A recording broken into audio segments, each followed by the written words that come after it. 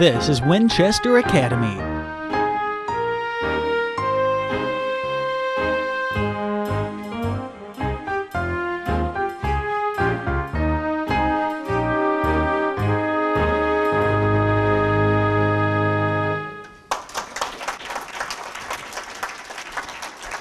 Thank you very much.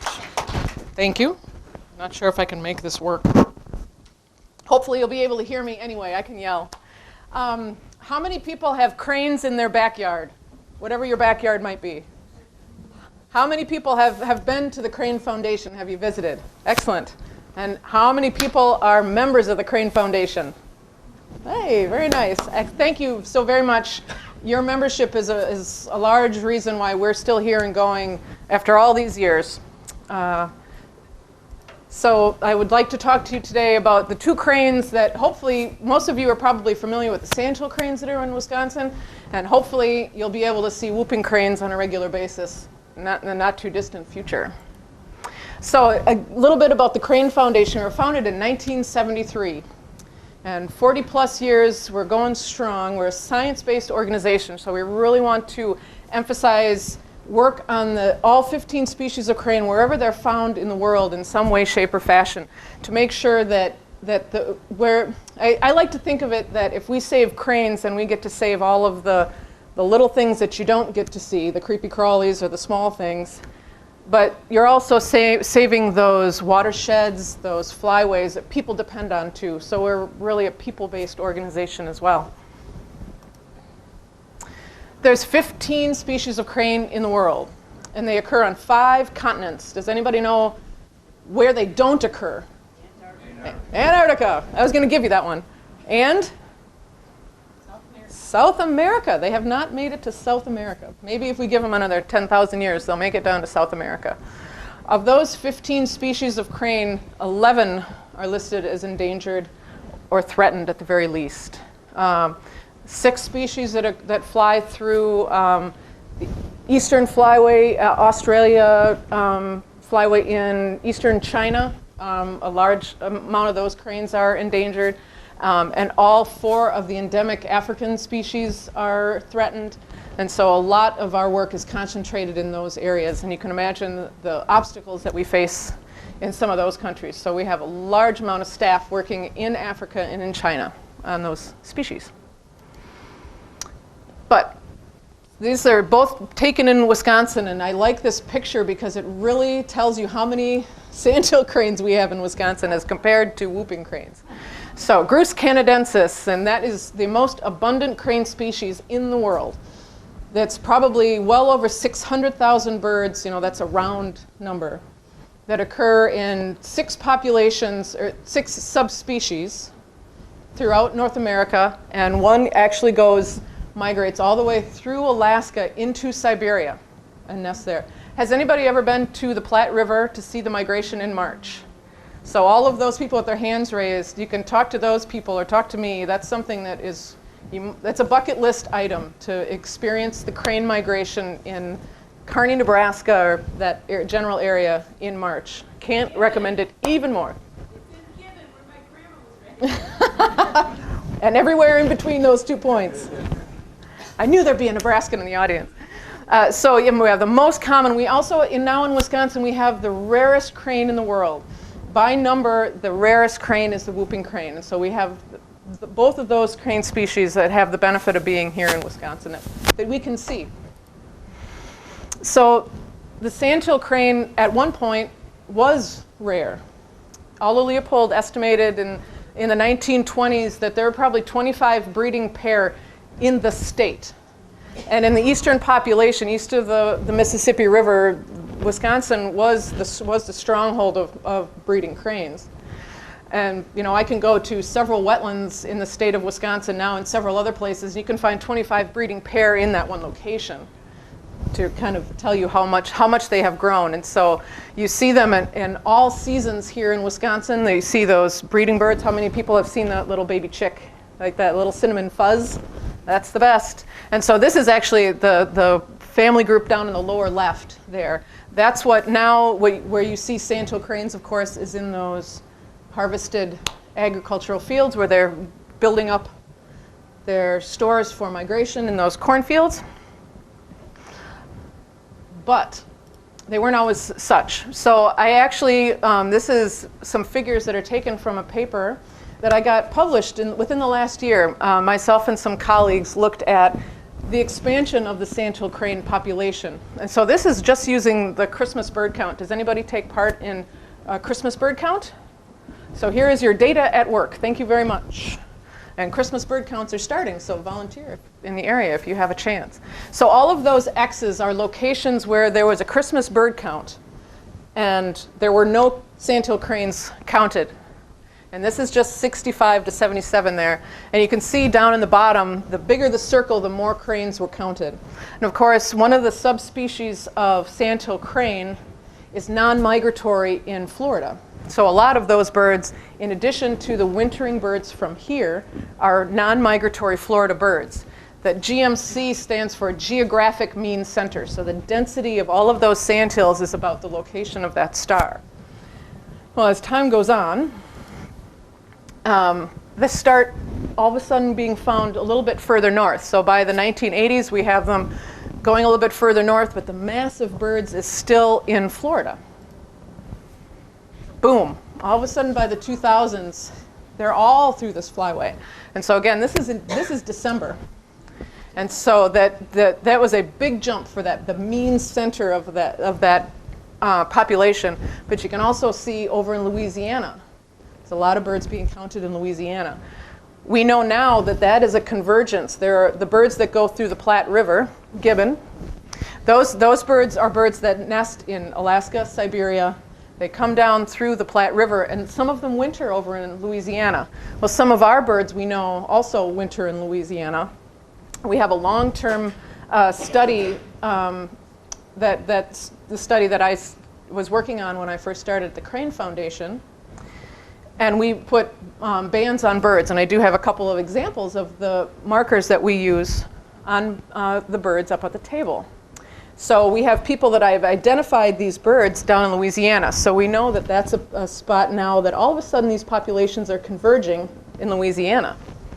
But they're still being found in the wintertime up in Wisconsin and Michigan. So up through 2013, which is the latest data year that we used, they're everywhere. They're all throughout the flyway. But you notice here's a new one right there.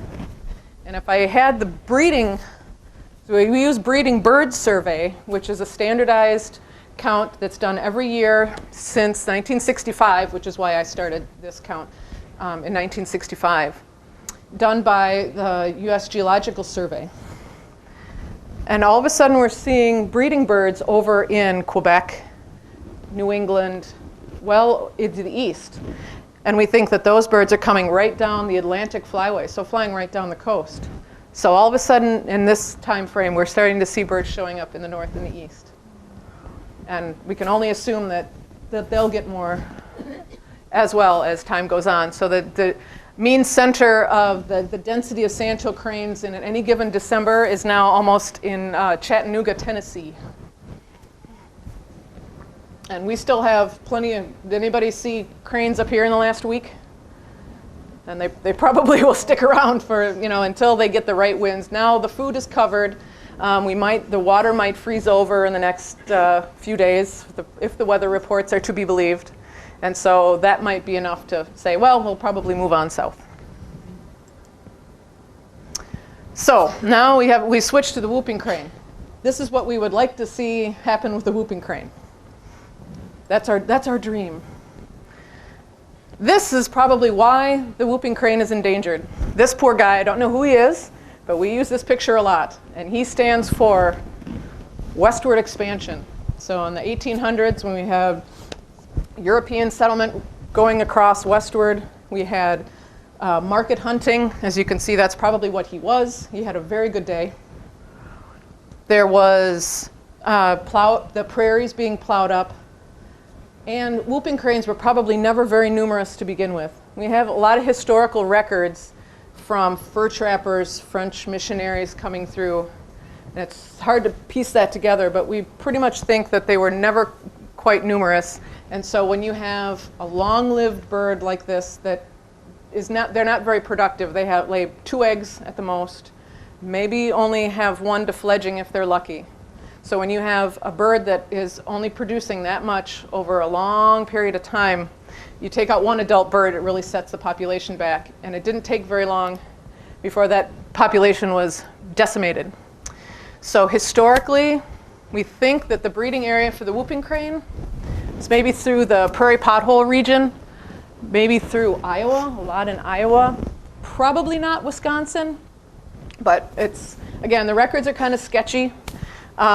We don't know much about the Canadian provinces because there just wasn't that many people there to keep these records, or they didn't, if they saw a big old white bird flying over, could be dinner, could be just another one of those things that happens. But there's also records of non-migratory birds along the Gulf Coast. So this is where we know whooping cranes were historically, but again, probably not very numerous. By the 1950s, at Aransas National Wildlife Refuge down there on the Texas coast, they counted 15 birds. That was the total population of whooping cranes in the world. And they migrated up to Wood Buffalo National Park, and it took them a while to figure out. They saw them, every winter they would count how many, and less and less and less each year, to Aransas. And the Aransas National Wildlife Refuge exists because of whooping cranes. They didn't know where they nested, though. And it wasn't until the mid-50s, maybe 1952, that they were actually, they had been looking for them for a while, and I don't think they were looking far enough north. That it was Canadian biologists that were actually on a wildfire spotting, and they saw little white dots. And so they followed back up. All of a sudden we realized Wood Buffalo National Park, which actually existed at the time, that's where they were nesting. And so that's a long flyway that they needed to protect those whooping cranes. So as they watched that, once the wintering area, the breeding area were known and protected, they were able to collect eggs once the population stabilized. Like I said before, they usually only raise 1 chick. So they visited the nests, they tested the eggs. If there was 2 fertile eggs, they would let them keep 1, and they took 1, and by that they were able to build up captive populations. And those captive populations were established as a safeguard against, 1 hurricane on the Texas coast at the wrong time of year. Oil spill, this is an area that there's a lot of commerce going through in Aransas. A lot of things can go wrong.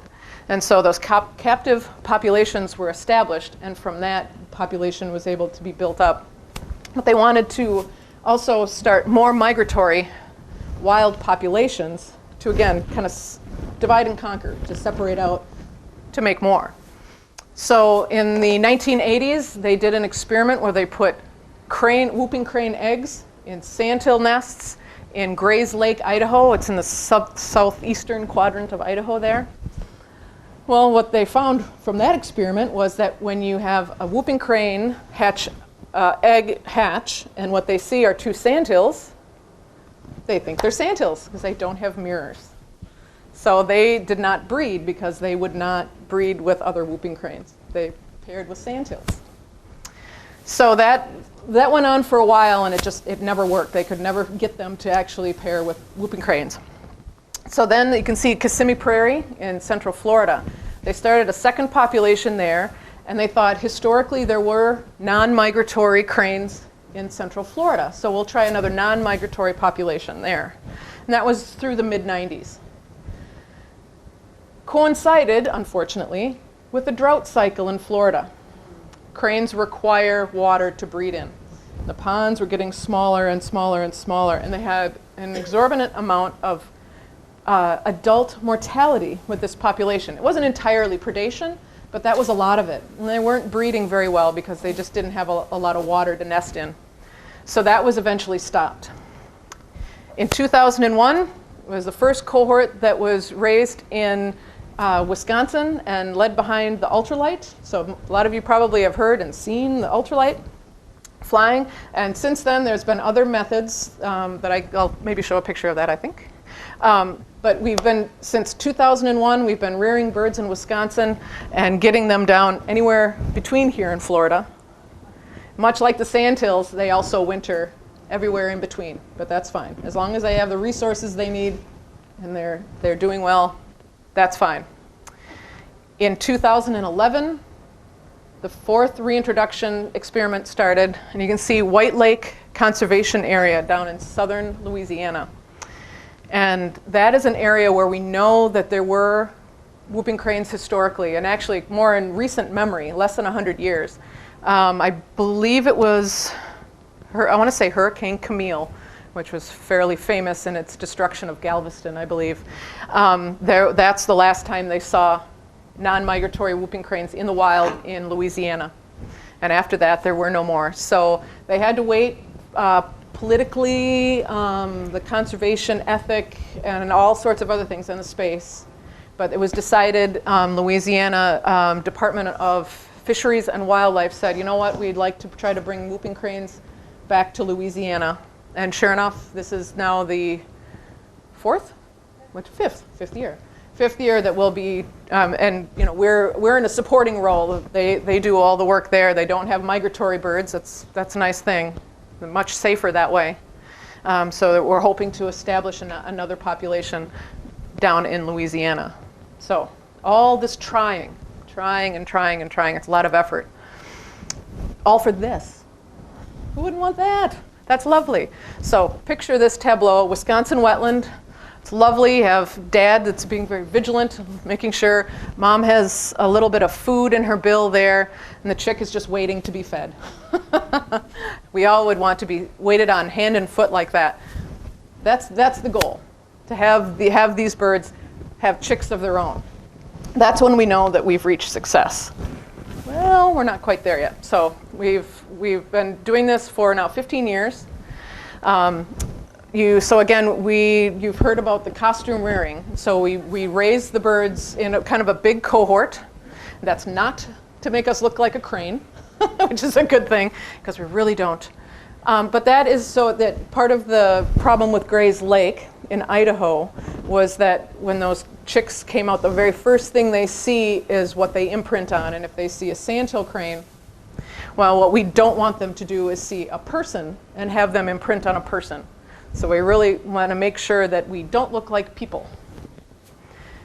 So for the first 6 years of the program, it was almost exclusively costume reared.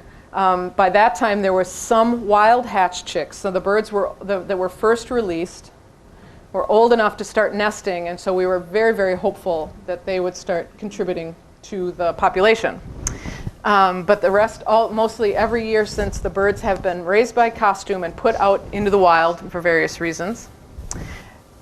More recently, down here in the bottom, that's a picture of a crane pen there at the Crane Foundation down in Baraboo.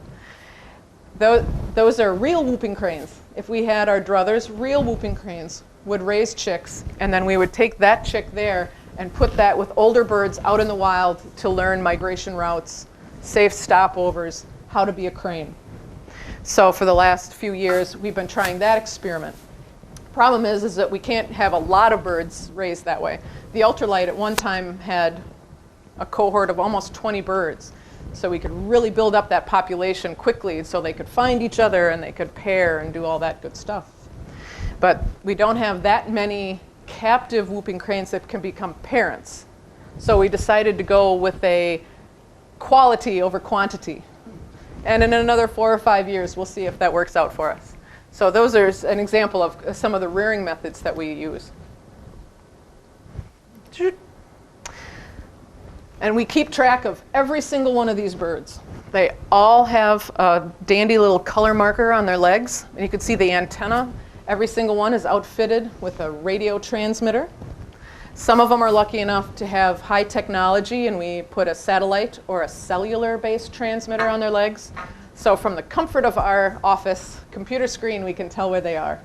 That's nice. But we still want to get out there and put eyes on them and making sure that they are choosing safe roosting areas. You know, that we don't want them walking around in people's backyards, things like that. That can still happen. Sandhill cranes, it's okay, but we don't want whooping cranes doing that. So we keep track of every bird that we can by that, so we know every individual. Adult survivorship right now is very good.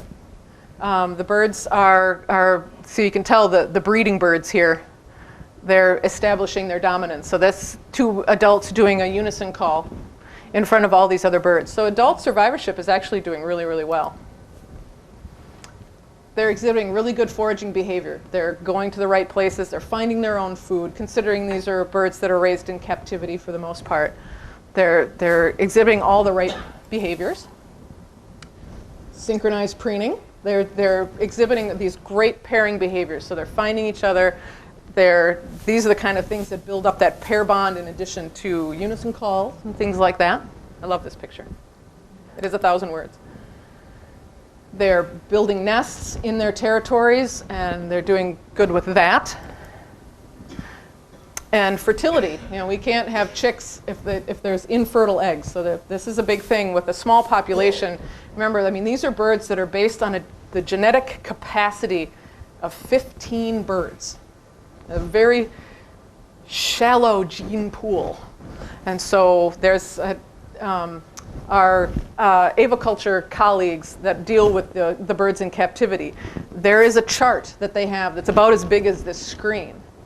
And it lists all of the male and female whooping cranes that are in captivity, that are eligible for breeding. And some of them are in green, some of them are orange, some are black. Do not breed.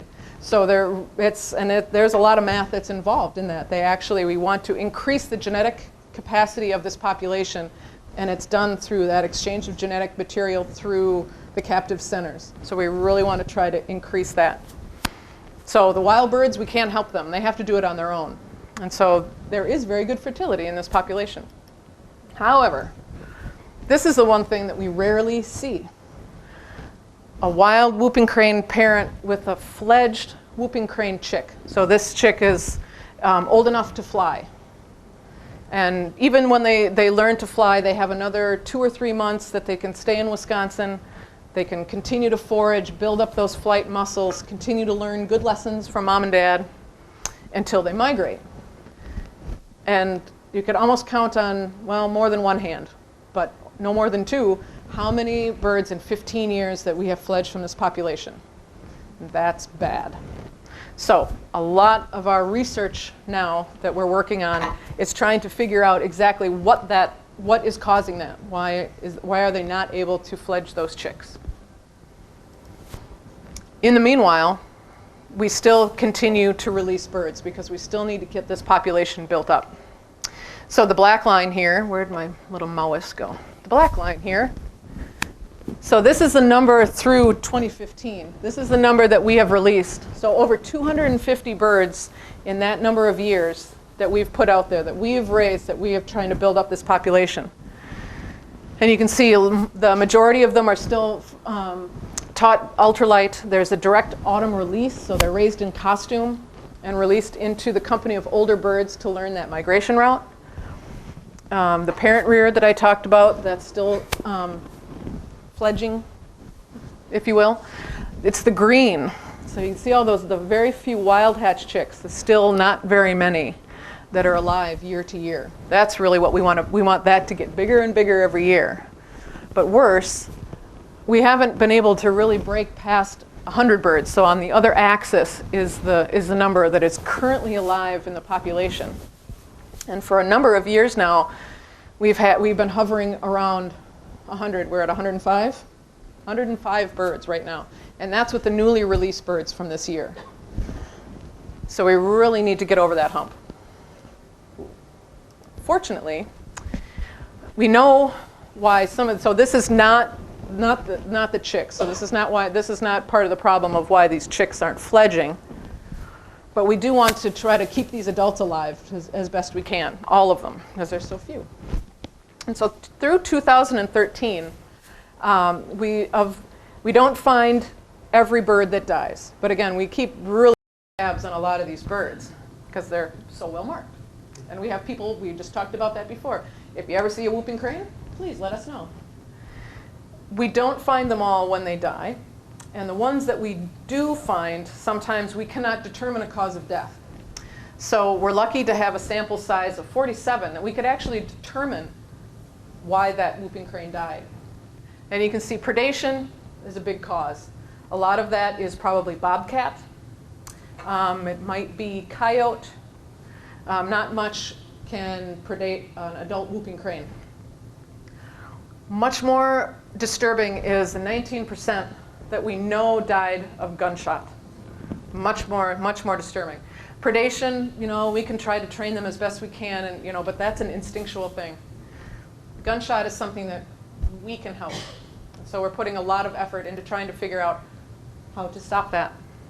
And so as an example, all of the green squares are counties, so we just do it at a county level, that had a whooping crane sometime in 2014. So you can see all the way down through the flyway. We had detections of whooping cranes.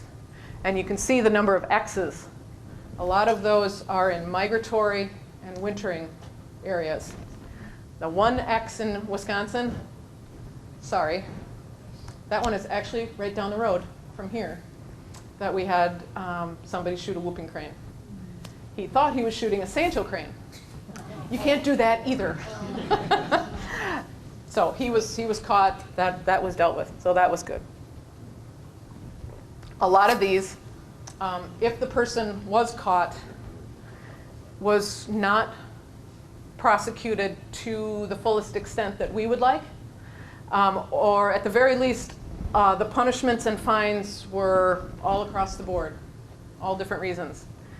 These were all, I think every single one of these was a deliberate act. It was poaching, it was vandalism, it was not accidental from hunting. That has happened, but very, very rarely.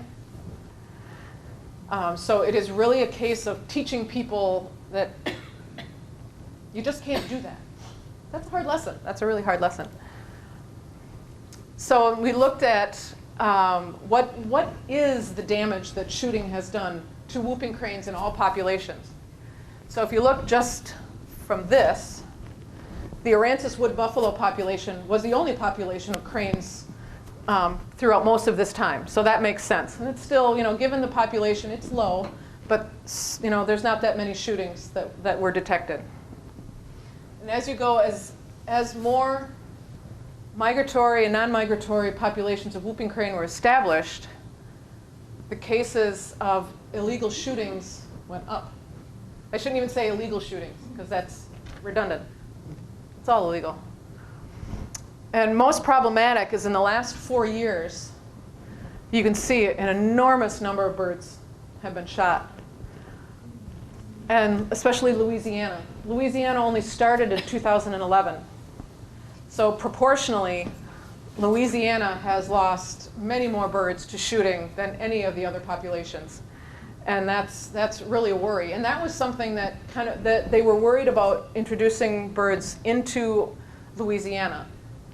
It's not just a hunting culture. That's part of it's like deer hunting in Wisconsin.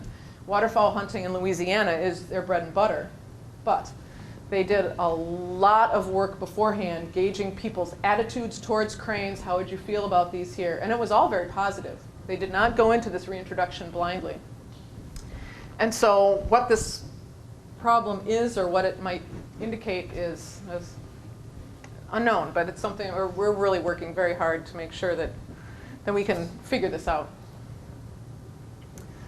So, education. That's the only weapon, if you pardon the term. The only weapon we have is education.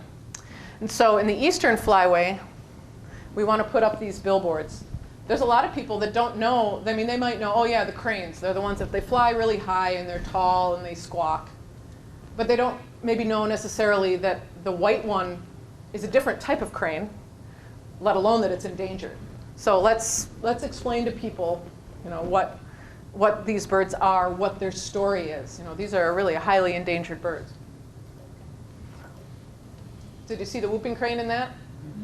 Imagine if you're a hunter and you see a flock of, this is what you get when you have a wildlife success story. Sandhill cranes are now hunted in the eastern US, in certain places. There's a hunting season in Kentucky and Tennessee. So let me go back. I did that on purpose. So if you're a hunter and you see that flying by, might not see that whooping crane, especially, if it's low light, if it's morning, if it's foggy, and the cinnamon head, that looks a lot like some of the cranes that have that staining. And so, a young bird in a flock of sandhills might be mistaken. So there's a lot of hunter education that goes on in these areas. This has been done in the Central Flyway since they've had hunting seasons. You have to pass a test. It's online, but still, you have to actually click a button to say, yes, I know what a whooping crane is. I know what a sandhill crane is. Got it? In some areas of Texas and Kansas, they will shut down hunting in an area if during migration, when whooping cranes come through, no hunting until they move on, and then they open up the season again. Right now, because the population in Wisconsin to Florida and the eastern migratory population of whooping cranes is designated experimental non-essential. So they're still an endangered species, but you wouldn't be prosecuted under the Endangered Species Act. It's very convoluted, but I understand the purpose of having that designation because it allows us to do a lot of the work that we do, because we have to mess with them, and sometimes we have to, for their own good, we have to go and catch them and move them someplace else. But that means that if somebody does something accidental and they admit to it, we cannot prosecute under the Endangered Species Act. That's fine. They're still migratory birds, so the Migratory Bird Act would cover them. We don't want that to happen at all. We really want to make sure that there's enough education out there that people know a whooping crane from a sandhill crane, and you know what you're aiming at. That's the bottom line. So there's actually a little fold-out piece of paper that people can get in multiple places, and this is on the internet. You can get size differences. You can see the adult versus a juvenile. People might not know that they still have the cinnamon neck feathers for quite a while, and even some body feathers, the young whooping cranes do. So this is really helpful for people that are in certain areas, so they really know there is a difference. Here's what everything is. They can carry it in their pocket. So it's just one of the many tools that we can use to help educate people. How can you help? I hope that some of you are like, well, I'm not a hunter, or I'm not in those areas. Can you help? Thank you for asking. Yes, you can. There's lots of ways. So this is taken at the Crane Foundation. You can visit the Crane Foundation if you've already been. Come on back. We are a membership organization, and we really rely on our members to be able to do a lot of this work, to get this word out broadly, to do a lot of our international work. It's for people, by people. So there's one thing. But this is an example of a sandhill crane chick that's being raised by those two adults. So those two get experience raising a chick. But just in case they're not very good, we don't want to take a chance. They don't get a do-over if they have a whooping crane chick. So we really want to make sure that they know how to be good parents. And so we have them practice on a sandhill crane chick. And nobody's ever screwed up. None of these cranes have ever screwed up with a sandhill. But this is how we know that we can trust, for lack of a better word, than when we have these parent-reared birds that we try to raise in captivity for release. We know that they will do a good job, and they'll teach them how to be good cranes. You can report banded birds. And so this is an example of a sandhill crane. We have a website that's bandedcranes.org. That's an easy one to remember. And this was taken in somebody's yard in Florida. So this is, again, one of those birds that we banded up in Wisconsin. So we know exactly where he wintered in this subdivision in central Florida. But often people are like, well, I just saw yellow on one side and these two colors on the other.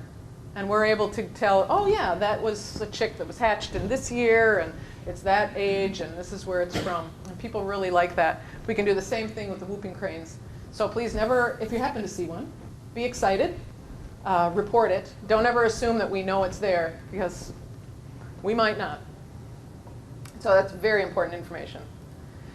And the biggest thing is education. We have a really strong education department, and we do a lot of school visits. Again, a lot of this is in Wisconsin, just because that's easiest for us. But in this internet age, we are able to travel around quite a bit. And we go to a lot of schools. There you can see she's holding that egg. I have an example of that egg up here, so you can really see something about that, that tangible evidence of an egg and being in the costume and using that puppet head. Really, that really connects people. So our education program is huge, and awareness would solve a lot of the problems that we have in the world. But we'll focus on cranes for now. But this is really where we want to put things. So thank you very much for your attention. I appreciate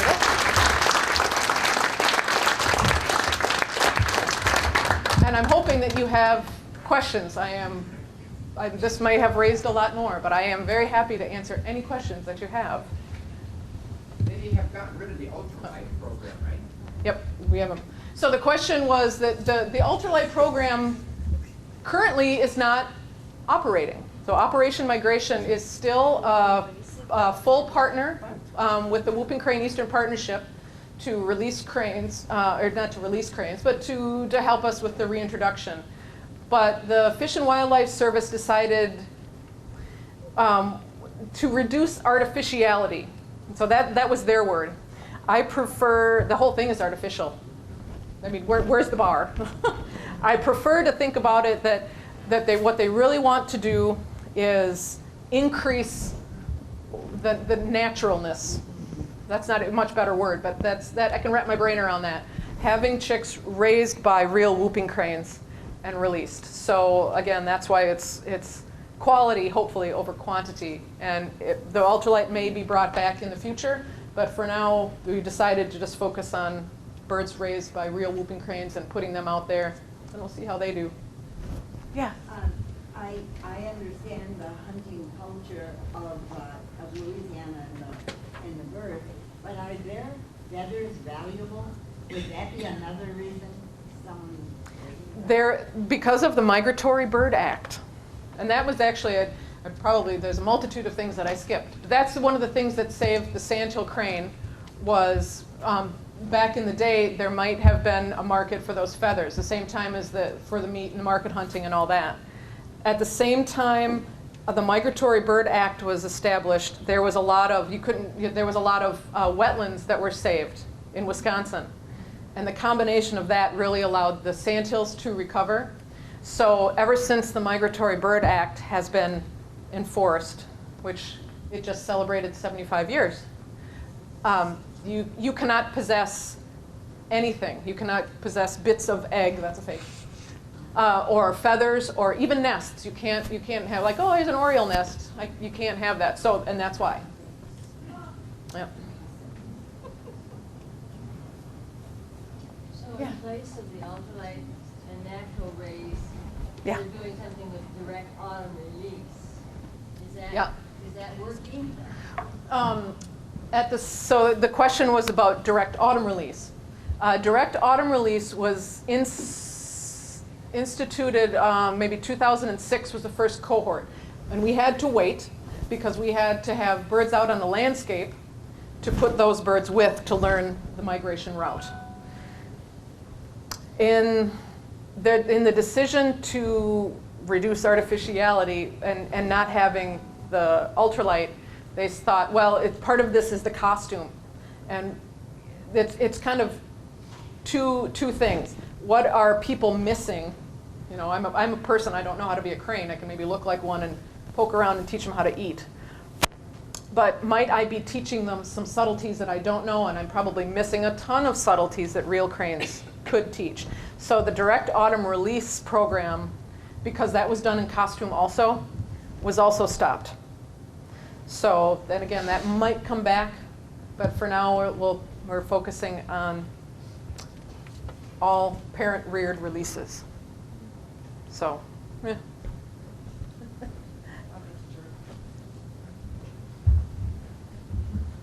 Would you explain the color coding on the banding? Yes, it's very easy. It's random. Every year, so each bird gets a radio. So for sure they have the two longer bands on one leg. And in general, any given cohort, so any bird from 1 year gets that specific color. But on the other leg, they might have a color combination of 3, or 2 if they happen to be one of the lucky lottery winners to get one of those satellite transmitters, so then they have 2 bands on the other leg. But basically, it's just a combination that has not been used before. But it doesn't indicate male or female. It doesn't indicate how they were raised or where they were raised. It's just It identifies the individual. correct. Every combination is unique. Thank you. Hi, you mentioned the Platte River, Yeah. and we were able to go last year. Didn't really know what we were getting into. It's a delightful place, the Rowe Sanctuary, ROWE, so if anybody wants to look that up. Yep. It's an Audubon sanctuary, and we were just thrilled to find out that it's mostly run by volunteers who spend a week at a time. There were people there that had been there like 6 weeks. There are people that meet each other there every year and have a great time. They have old houses they put you up in. So I'm just putting in a plug for them. We want to go back, and it was just a delightful place to go. It is superb. And yeah, not only do they have people, so these volunteers that are guides, they have blinds. So you can go into a blind at the river's edge. You go in the afternoon before the cranes come in, and as the light comes down, the birds are flying in as close to you are to me sometimes. But also, if you get there early in the morning when it's still dark, you go in when it's dark, and as the light comes up, all of a sudden you see, and I'm not exaggerating, tens of thousands of cranes within view. It is stunning. And people, not only do they stay there for weeks at a time to do this volunteer work, there's a waiting list. There's a lot of people that really want to be part of this, and so people fight over it. That's great. My question is, we've lived here in Waupaca since 2014, and we live in an apartment on the west side of Waupaca. And we looked out the window one morning, and there was a pair of cranes walking across our lawn. And for 3 years, the last one died, they'd stop and eat out my bird seed. I feed the birds, so they'd stop and eat. Yep. And we had the biggest kick out watching it go down to the whole pond out back in the deer and the turkeys and the cranes live. And they walk back and forth and go across the road towards behind Keep and Safe, and they stay there a while, and then they come Suburban back. cranes. They stop 2 or 3 times a day. They'd stop and clean up my food. Well, I didn't know if we were doing things right or not, and we were really interested in watching them. And I took pictures, and they're really knowledgeable. They seem to be knowledgeable, but they'd come and they'd stand outside and they'd wait for me to come out and feed them. And if I didn't, they'd stand there looking in the window and waiting for me to get there. So She's not lying. I have heard that story before. yeah, we were Not her just story. amazed. But what I'd like to know is every year some of them would come back. Is it the same parents that were there the year before, or is that a baby? Because they came little, when they came back, some of them were small. I wondered if because they seemed to know they stopped there automatically. And so like 3 years we were feeding those offspring, I guess. Probably, yep. So cranes are highly territorial, and they will defend the same territory year after year. So it's their place in space, and the size varies depending on how big the water is for nesting or how much food resources there are. Food resources at your house, very good. I'll send all my cranes over. So, yeah. That's their favorite. Doing it or not, but they sure enjoyed it. And part of our banding program, so we have just a small area in Briggsville, Wisconsin. It's just a little speck on the map between Wisconsin Dells and Portage. And so our information from that is we see those banded pairs year after year after year, for the most part. Every now and again you'll see one come back alone. Oh well, cranes do get divorced. Sorry to shatter the myth. But, so we have been able to document how long these pairs stay together, how big their territories are. They still do better than people. Their divorce rate, at least in our area, is only 5%. So that's not so bad. I just want to tell you one other thing. Yeah. My grandson's girlfriend is here with me, and she lived with the cranes all last summer. She worked at the Crane Foundation. I told her to come tonight with me and talk about it, because she's very knowledgeable. She works in.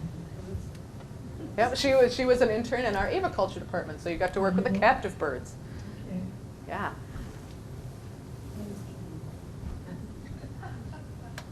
plenty of time for more questions. Speaking of that too, I've got a pair of cranes that nest or are right near my house. And for several years in a row, one of the cranes has a real gimp. That leg swings up, and you can just see that gait. And for the last at least 3 years, maybe 5 years, that pair, or at least one of the two. Yeah, one is the same. Right, is the same. I also was photographing some cranes, and I saw 2 cranes, and they were almost looking like they were doing their mating dance, but this was the fall. And then I noticed that one was taking a small white feather, throwing it in the air, and then playing with the feather as it was dropping. Yep, that's part of it. So the pair building behaviors happen a lot in the spring, mostly in the spring. That's when the hormones are going. And they wane throughout the year, but they still do that in the fall. They'll still do the dancing. They'll still do their unison calling. And so they will pick up sticks, or especially corn stalks, because they're mostly in cornfields. So if you happen to have a free moment and you pass by a flock of cranes, just stop and watch them for a minute. I call it the contagious dance in the fall. You'll see the ripples start, and they'll start jumping and throwing stuff around. And again, they're highly territorial. And not so much at this time of year, but they still have that kind of mindset. And so they're in a flock of 500 of their closest brethren. And they are not going to take it out physically on these birds, so it's displacement behavior also.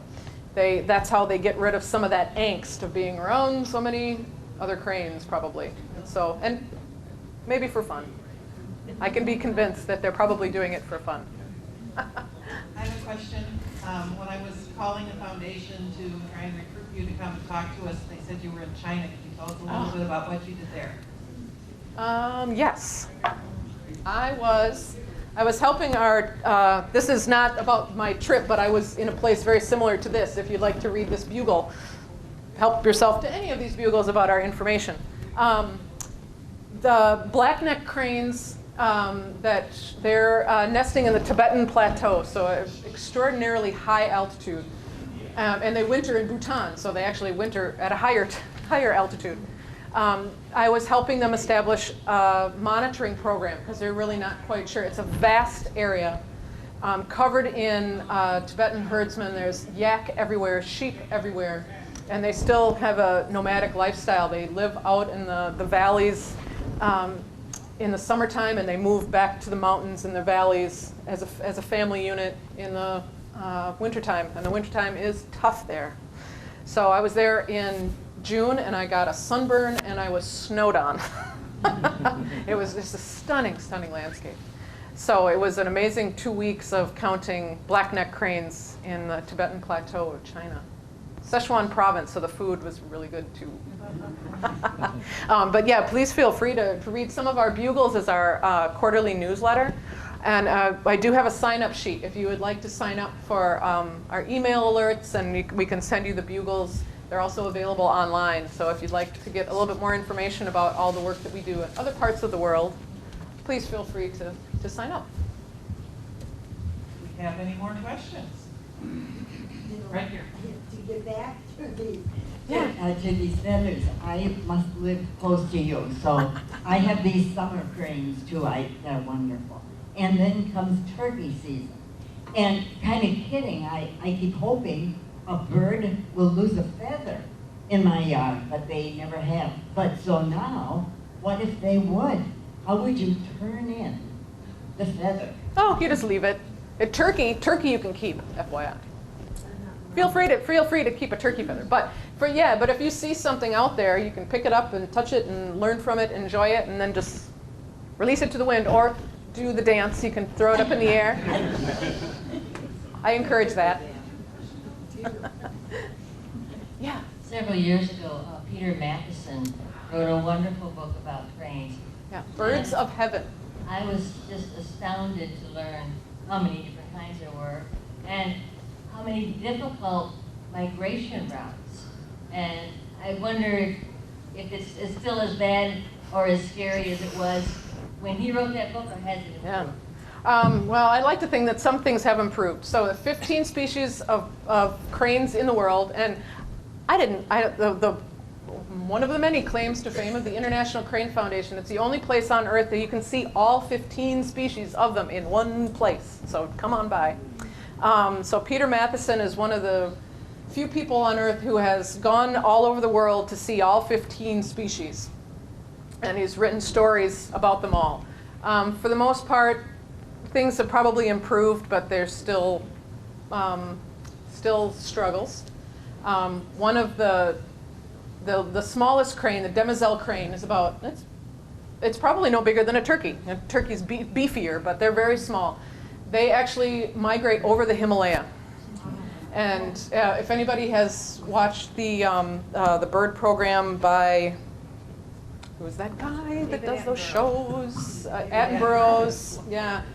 They actually have a segment where they filmed these birds, and they have to get it just right because they have to thermal up, but the altitude is so high, they need air to fly, and there's just isn't that much air up there, let alone oxygen.